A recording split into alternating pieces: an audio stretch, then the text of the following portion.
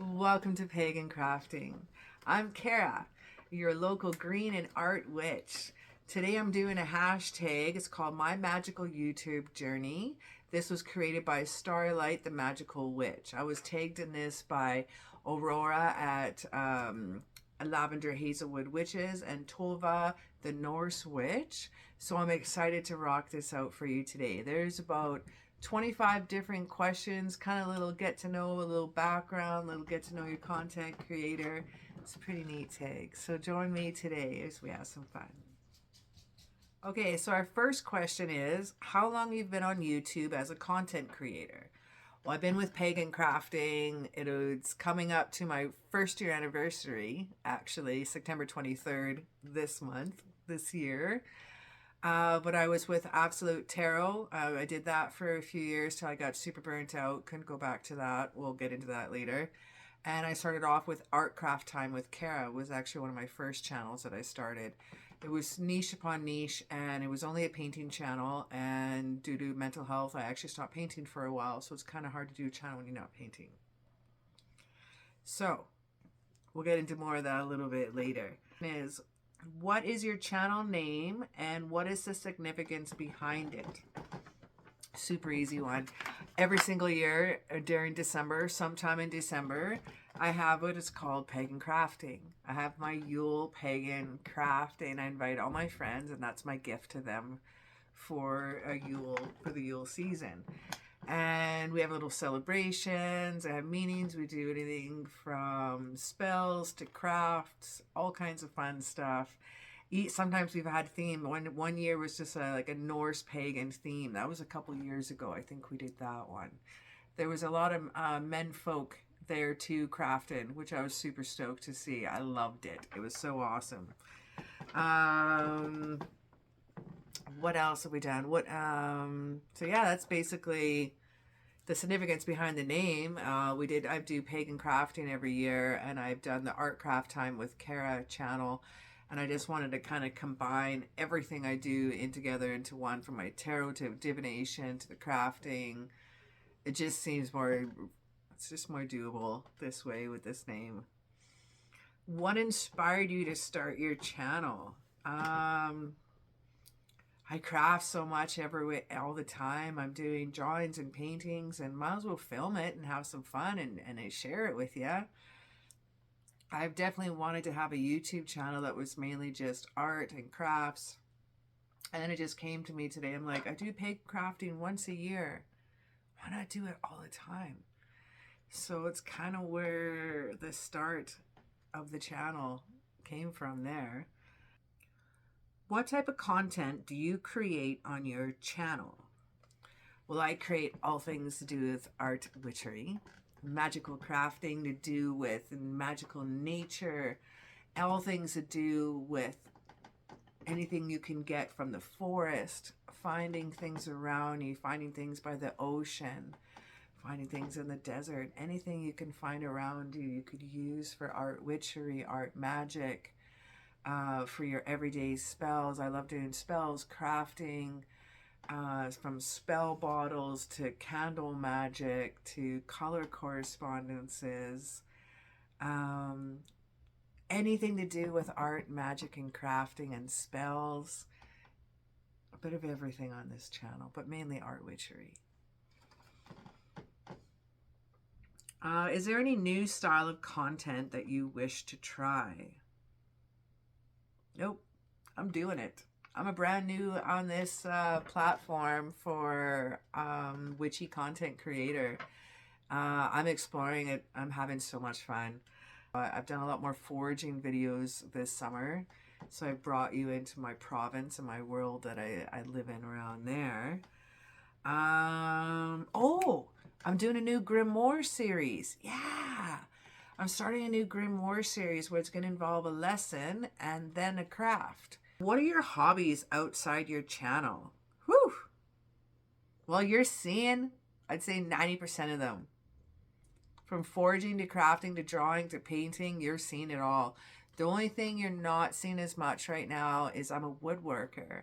I'm a hobbyist woodworker, not a carpenter, not that skilled, but more of a just smaller furniture, fun things like that, like revamping old furniture and stuff like that.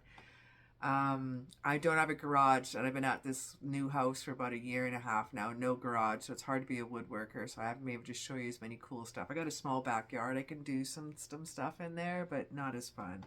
I love books and I love researching. I will research something more than actually reading storytime books, storybooks. The only time I'm reading storybooks if I'm finding out information out of it, and it's got to have some fact to it. I love reading stories as well. I just haven't been into my past 20 years. Not as much. I like a little sewing, and I love making jewelry and wire wrapping. I love making blends and salves. The blends is in herbal blends for smudging. I like doing salves, anything to do with herbalism. I love studying. I love studying different shamanic and different craft, art, witchery ways. I would not call myself a shaman, especially after just, if you have recently seen the Norse witches presentation on shamanism and how the Western society has really,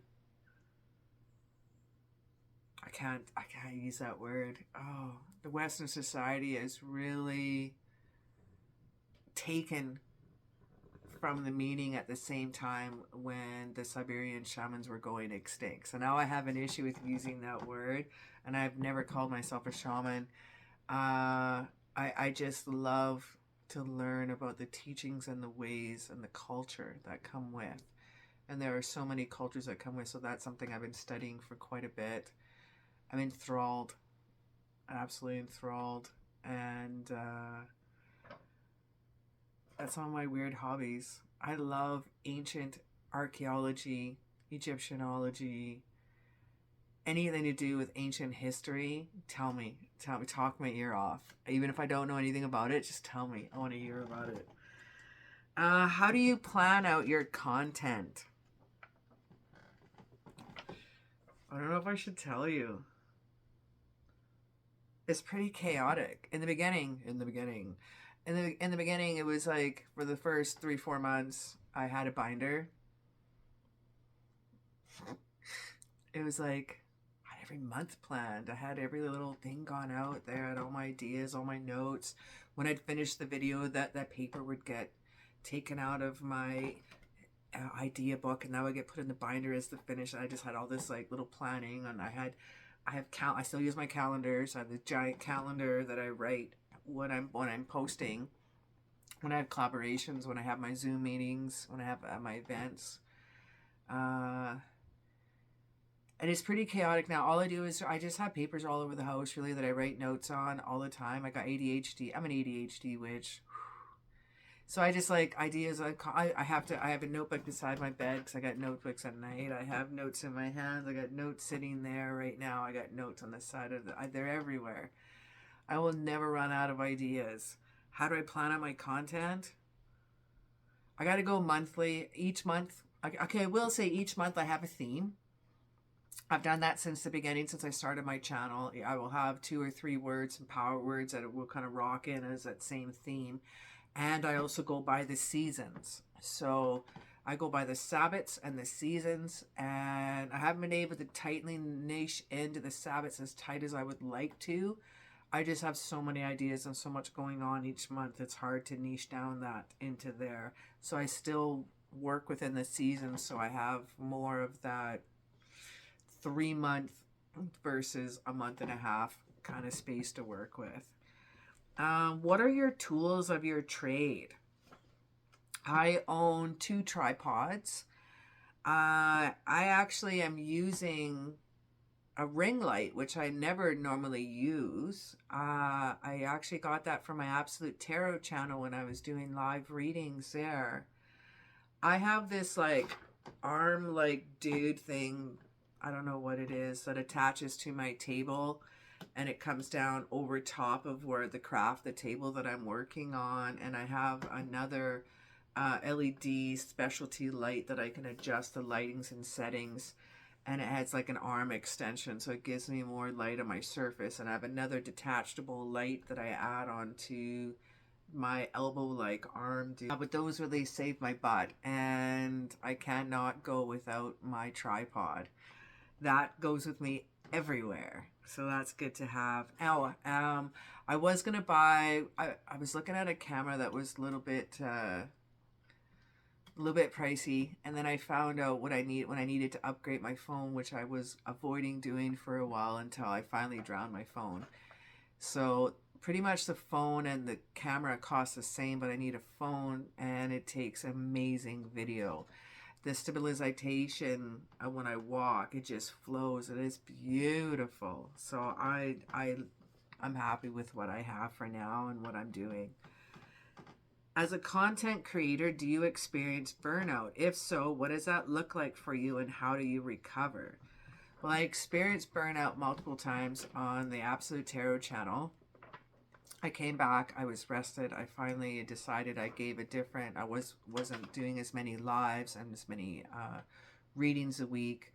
Takes a lot. Even doing the pick a card readings, you have to do, if you have 3 or 4 different pick a cards to choose from or crystals, that's like 4 readings you have to do on the exact same subject. And the cards need to tell you something different every time.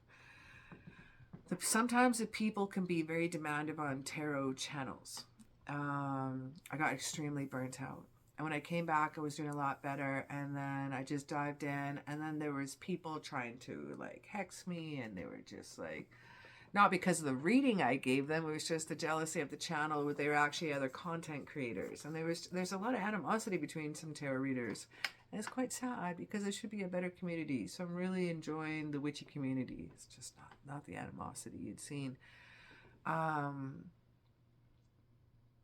I never had a problems with people getting angry with any readings, so there wasn't any like backlash with that way. I always had a lot of great readings, great people, had a wonderful community, except for some outsiders that came in as my channel grew. But my community was so awesome. I just was doing too many lives and too many readings, and I got too burnt out, and actually I never recovered. Now you take Pagan Crafting. It's been a year. I have more and more and more energy. I keep getting more and more fueled. So recovery, I had to choose for mental health not to do that anymore. Just flat out, there was no recovery for that channel. This one, it's just amazing. I love Pagan Crafting. I love the witchy community. I love the viewers. I love the friends that I've made on this platform with viewers and creators, and it just fuels me. If I feel I need a break, then I do plan out 2 to 3 weeks in advance. And that I will have to do usually 4 to 6 videos in advance, which I have no problem doing. And then I can take a week or so off, which I really like. So I was able to go to Witchstock and then take another week or so after off. I actually had videos scheduled that I did in advance before Witchstock. Pooped myself out a little bit, but the break was well worth it. So also planning out my content, I will do some stuff in advance to take some breaks too. Which video are you most proud of and why? I don't really have like one in particular that I'm like super proud of. I've had videos where I've put in a lot of time and energy, a lot of B-roll, a lot of shots, a lot of transitions, a lot of editing. And yet it hasn't been as successful as I thought it would be. But I was still super stoked to make them. I think for me it's editing.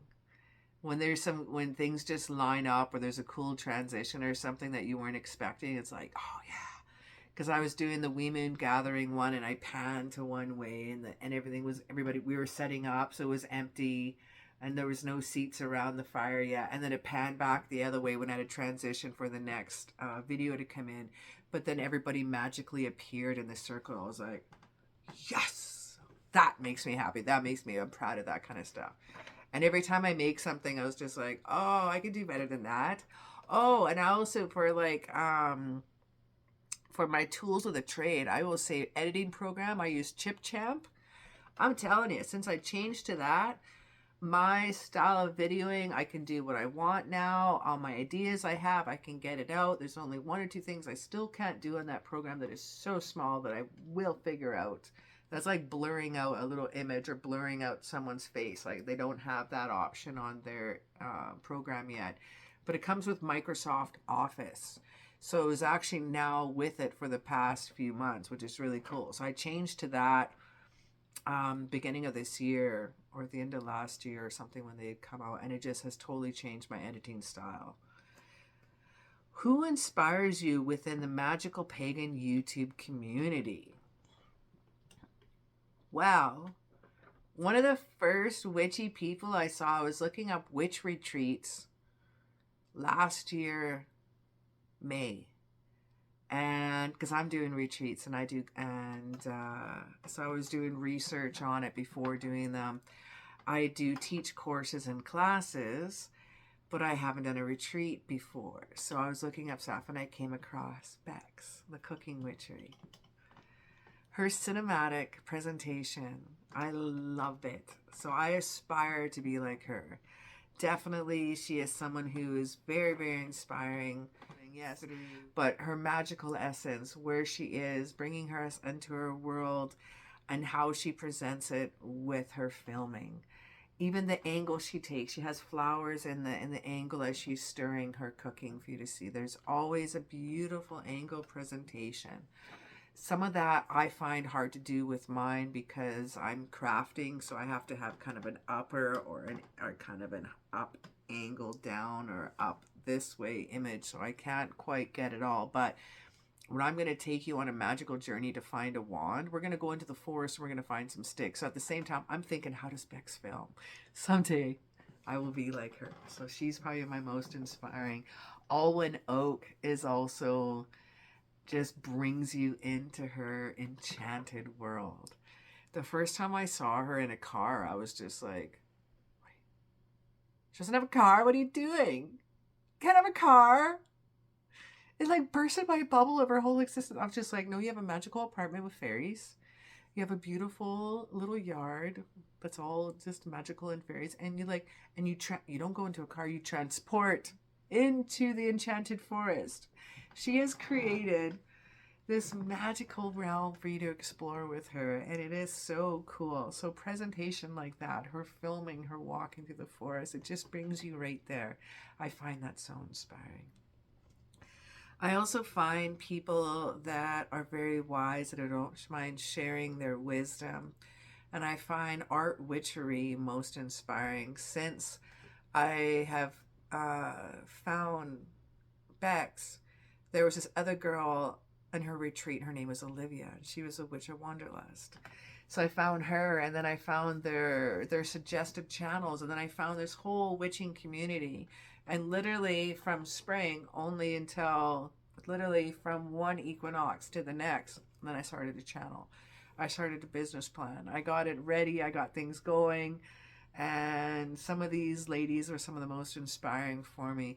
I love how Olivia and I love how Ivy, the occultist, present themselves. They are a lot more of a talk to the camera, such as I'm doing right now. And they, with their research, their conviction, and their knowledge, it is an absolute pleasure to watch them. And you get excited when their next videos are coming out. Some art witchery that are most inspiring for me, I find Magical Crafting. She's got her own style. She's definitely good on style. She's got some plans coming up for the new year too, so I'm excited to see. I'm excited for her. Her paintings and her grimoire sheets that she puts out. I am so smitten with that, and I love her candle magic. I love me some candle magic, so watching her stuff, her Zodiac series is so cool. All the correspondences are so well researched. Molly Roberts, an art witch, holy color Batman. That lady definitely has her own unique style that I've never seen in my entire life, and it is so phenomenally so cool. Das Witchling, my kindred, my girl from Germany. That's right. Her and I are so much alike, where we will bring in our art magic and our world, and we like to bring it all together. We like to use nature items and things around us and recycle and reuse. Her way of looking at things is so refreshing, and it's such a pleasure to also see Dust Witchling. Are there any channels you would recommend? I would recommend everything I just said just now. I didn't realize this next question.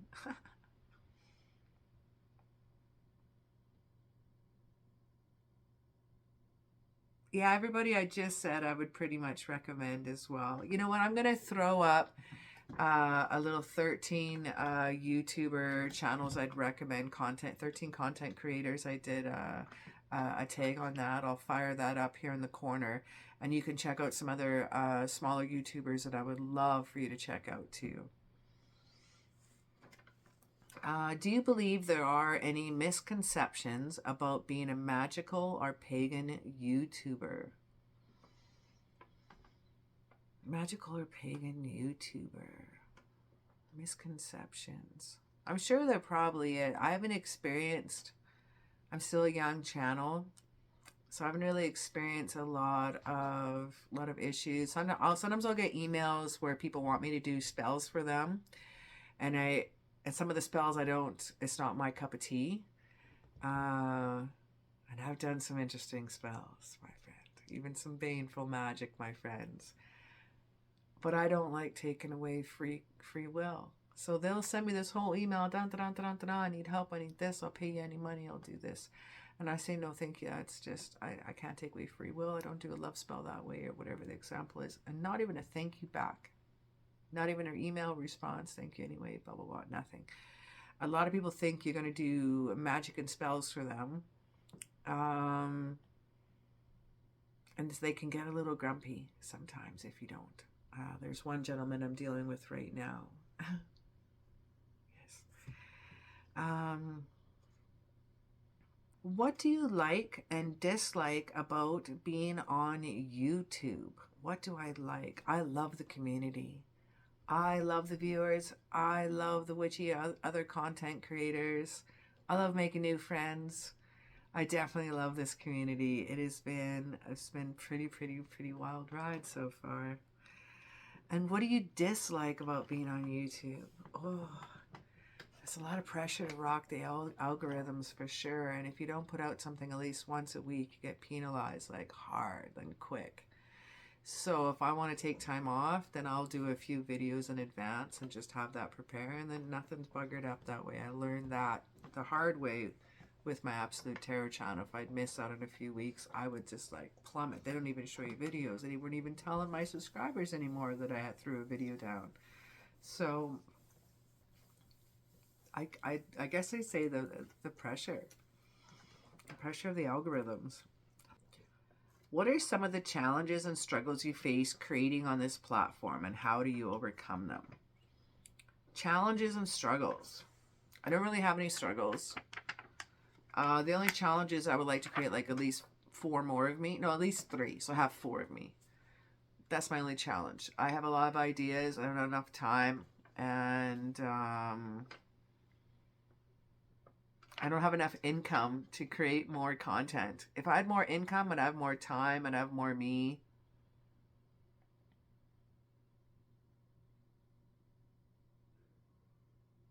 then I could definitely create more content. I would love to have like at least 3 videos out a week. I do have 2 right now, but 3 or 4 would be sweet. But that would definitely take a lot of editing, I would need a team. So no, I don't really have any struggles or challenges, really. I really quite enjoy myself, and I really have a good time, and I'm not having any worries at all right now. What is your opinion on monetization, paywalls, and exclusive content? Well, once you're monetized, you don't make anything unless you have over 100,000 subscribers or more. Most content creators are going to need a side hustle or something if they wish to make any money off what they're doing. Most of us do this out of the goodness of our heart. I mean, my first week of being monetized, I made $2.45. I'm going to go buy some glue.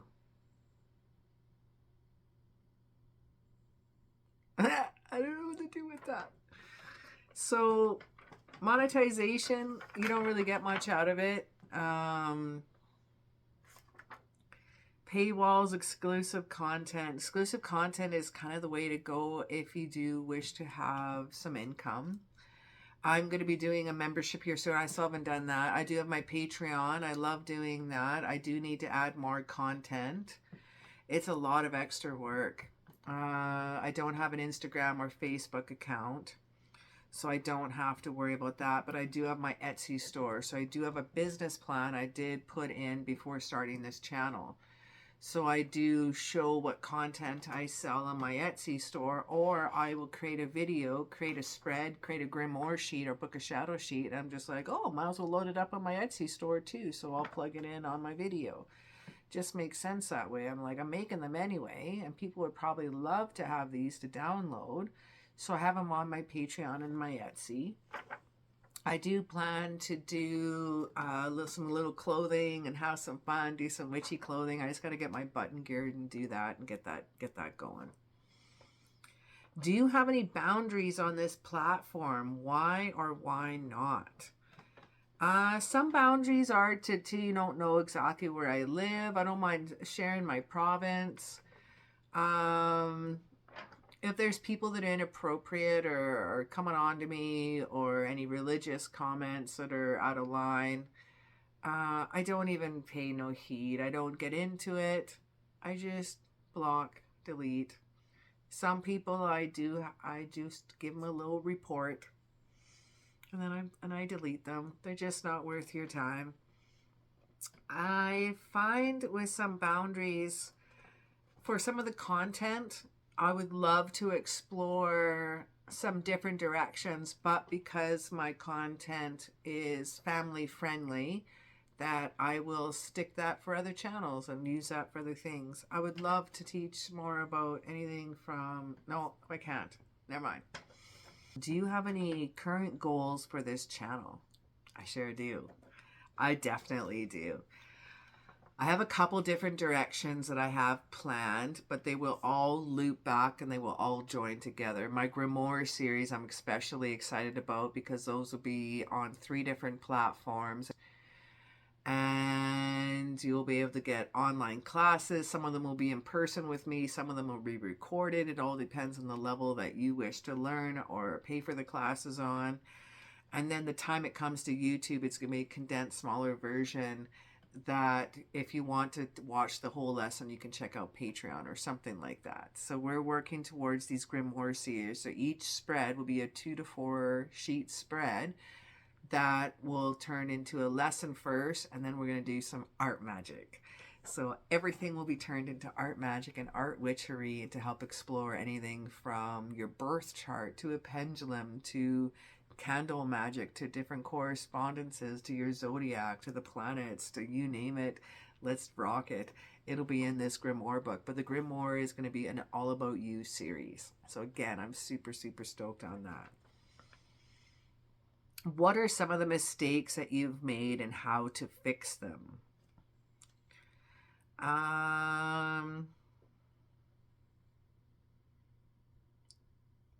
Some of the mistakes I've made where because I have my way of editing after I put everything together, after everything is done, putting on the voiceover, putting on the music, putting on all the texts, lining up the videos, editing, and then what I'll do, I'll stop and I'll watch it all over again. And I'll stop from it. And there's a couple times where I was just so tired. I'm like, there's nothing more I could check and double check and recheck. Just screw it. Export it and upload it. And every time I do that, I find a big mistake. I found a clip at the end of the extra of one video. Luckily, it looked like an outtake because I was like, why is it there? And I couldn't take it out. I even tried taking it out on YouTube Editor and I couldn't. So mistakes are made. So there's that. Sometimes I spell things. Sometimes and some of my subscribers say, you know what, leave it in. Sometimes I'm burning my hand off from like the hot glue and I have to like stop it and I have to edit it out. But this one, he's like, leave it in and lets us know that you're like one of us. I'm like, all right. So you see some mistakes, I'm leaving them in now. And then I'll just show you how to work around them and paint around them. So how fixing them? It's all you could really do. Sometimes you just gotta let it go. In what ways has your channel grown since your first video? Well, I'm not as shaky anymore when I'm walking around the video. I have a better camera that has more stability when I'm rocking, and I have that new arm foley thing action, so I don't have to set up weird stuff. I got that right away for filming. It was really, really, really good for filming my crafts. It really stepped up my game. Have you ever wanted to quit making videos, and why? Not with Pagan Crafting. I am fueled and fueled and fueled. With Absolute Tarot, I sure did. It's been a year and a half. I haven't been back, and I feel guilty about that, but I've had to let it go. But Pagan Crafting, definitely not. Not even a moment I've wanted to quit making videos. I actually will pump out more when I'm feeling stressed. If I'm having a bad day, I'll focus on my YouTube videos, and it's like taking a ride on a motorcycle. It just clears your brain. It's awesome. What do you wish you had known before starting your YouTube journey? Well, I had already started my previous channel, Absolute Tarot, and before that I did an incredible amount of research. I actually was quite addicted to watching The Content Bug, who's gone by Catherine Manning now, her given name, not her, I guess, her business name. And she was absolutely detrimental in my learning curve and what I had to do, how to post, when to post, learning the analytics, learning about my YouTube, learning about the YouTube studio. There was so much I took in, and my channel blew up. So starting Pagan Crafting, I was able, I think my first 3 months, I went up to 1,500 subscribers. It just went boom. And it just leveled out nicely, and I actually get a few subscribers each day, and it just goes up each day, and it's just been a nice leveled muse. My subscriber to watch ratio is spot on. It's perfect right now. So I find being with that other channel that I was able to jump into Pagan Crafting quite easily, and I was able to set everything up right away and able to rock it out, and I just had some fun right away. Do you post on any other platforms? Not at all. I just have Patreon and YouTube. I don't use Instagram or Facebook. It's just too much for me to take on right now. Do you have any advice for anyone starting as a YouTube channel? First, find your niche. Find what you love the most. Do what you love, not what other people think that you're going to love to do. Find your niche. If you want to just paint, paint.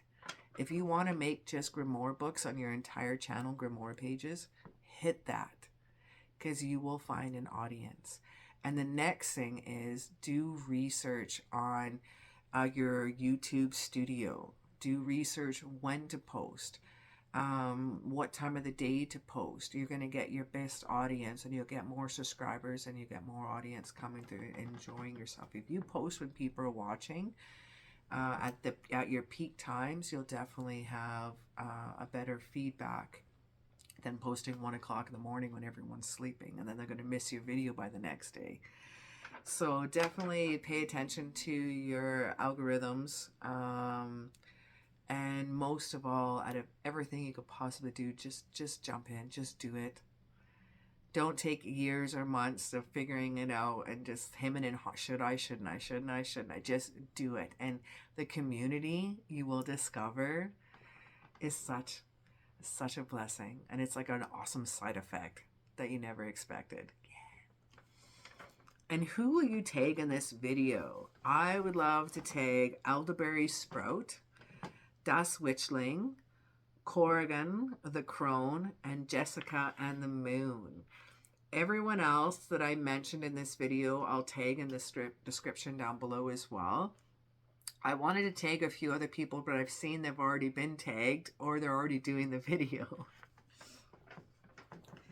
Well, thank you very much for chilling out with me today on my magical YouTube journey. And as always, I wish for you an absolutely magical day.